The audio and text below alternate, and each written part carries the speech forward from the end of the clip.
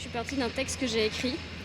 J'ai travaillé sur une bande son et j'ai pris le parti de me dire que je voulais monter une chorégraphie avec la roue allemande qui serait pas d'abord en lien avec la bande son et de voir comment les rencontres pouvaient se faire.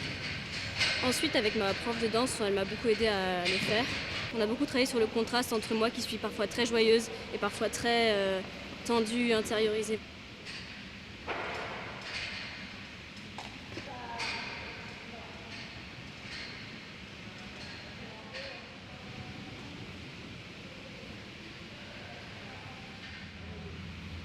Alors moi je voulais être voltigeuse, mais j'avais pas de porteur et la roue allemande c'est un agrès qui me donnait un peu les mêmes sensations dans le sens où c'est elle qui me porte beaucoup.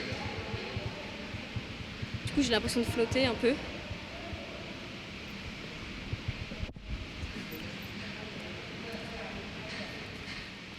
J'ai aussi voulu travailler avec la roue allemande des mouvements qui sont soit très larges, très longs, soit plus des danses un peu avec elle. Et à la fin je suis partie sur une ligne droite pour prendre un peu le public dans le blanc des yeux. Ça parle d'imaginons dans quelques années où c'est la canicule dehors, que potentiellement il n'y a plus assez d'eau et que les gens meurent de soif. Et donc il y a deux choses, il y a un texte et une déposition de mort. Du coup on entend Georges Hortense, toutes ces coordonnées de la fille qui est morte.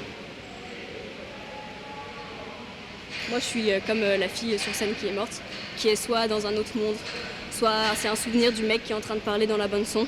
Du coup, il y a un premier texte qui est là et il y a un deuxième, c'est comme une lettre ouverte qu'il lui écrit, mais comme elle est plus là, il peut pas lui envoyer. Donc il lui dit à voix haute et ça parle de là où il en est.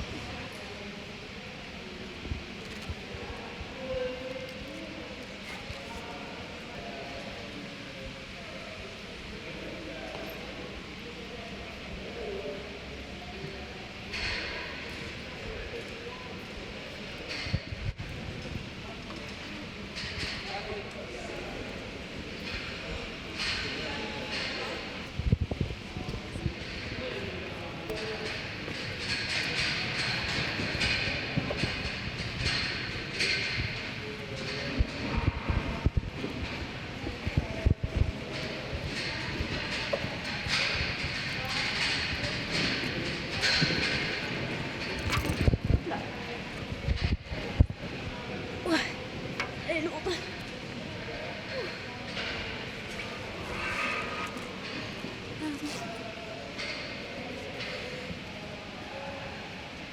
Elle est plus lourde que moi.